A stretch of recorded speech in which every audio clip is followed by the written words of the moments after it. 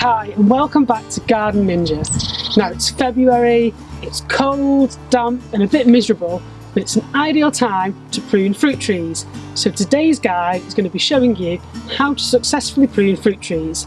Now pruning them will give you a better chance of fruit, it will give you a neater shape and hopefully prevent some diseases and illnesses that may affect your fruit trees if you don't prune them each year. So come on, let's get cracking.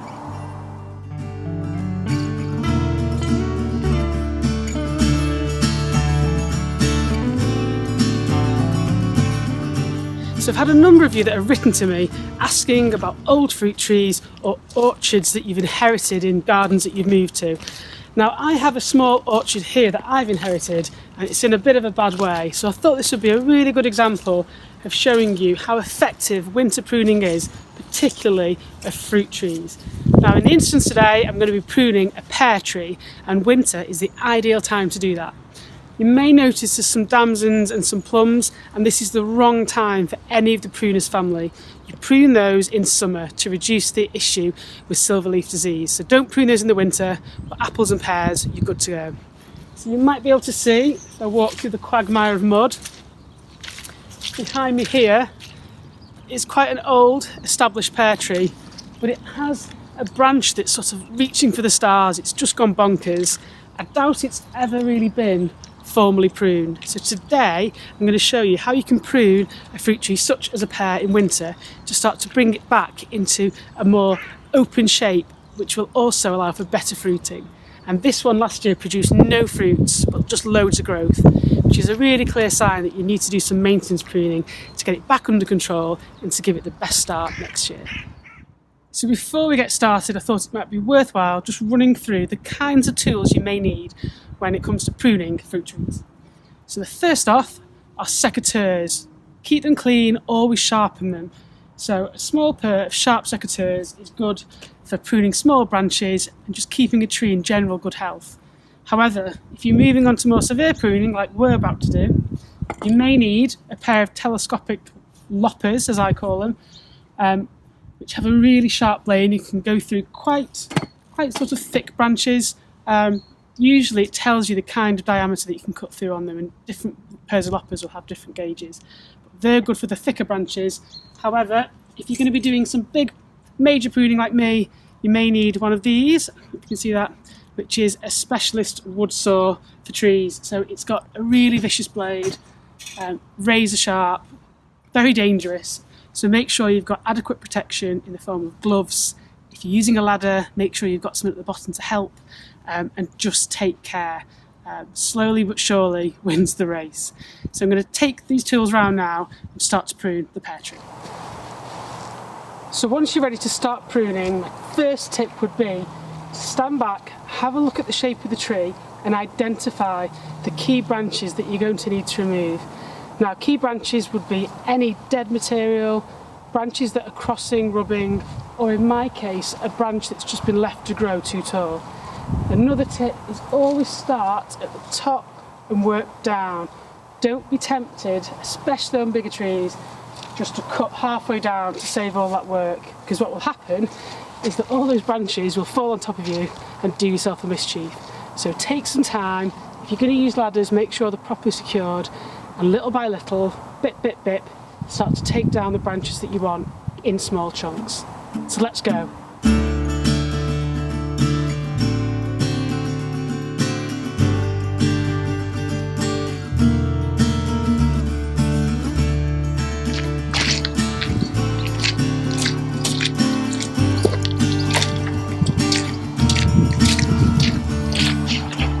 So taking out the leader stem, which should mean that all the energy that was going into those upper branches then gets redirected to all the side branches and will hopefully give me some fruit.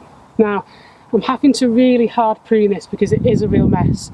So if I don't get fruit this year, it's not a problem, providing I get it into a good shape for the year after, then it can fruit. Because at the moment, with all these branches crossing over, tangled together, all the energy is just going in green growth. Nothing's going towards fruit. So what I'm going to do now is with a pair of secateurs is just very lightly take out any crossing stems, but I don't want to go too crazy because I've already taken a big chunk off. So sort of every 2 to 3 crossing stems I'll remove this year, and then next year I'll finish the rest off.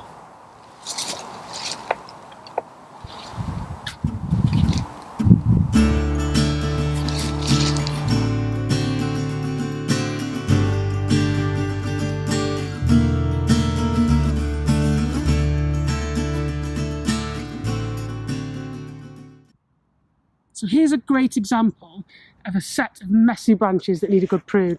So in this example, I would take out this stem here because it's really getting in the way, it's rubbing against this one, and they're all aiming in the same direction. So I would take that back to here on this one, which would free that branch up, it would remove that one out of the way, and as you can see then, the rest of the branches have enough room to bear fruit. When you are cutting back a branch though, a good rule of thumb, and this probably isn't the best example, you want to take it back to just before a new bud, because the fruits will grow on last year's growth with a pear or an apple. So if I was to trim this one back, I would take it to there or there with a clean pair of secateurs at an angle. But if you need more help on pruning, I've got a video just on that, so I'm not going to go into too much detail. But just before a bud, which will then hopefully give you some fruit next year. But yeah, all these crossing stems really need to come out, and that's what I'm going to work on now. And a really good tip that I was given by a northern chap that was really good at pruning said that once you finish pruning your fruit tree, you should be able to throw a flat cap through the centre and it shouldn't get stuck. And that really is a metaphor for the open goblet shape if you're going to be pruning a tree like this. So for the next couple of years, I'm going to aim to get a flat cap, throw it through, prove him right.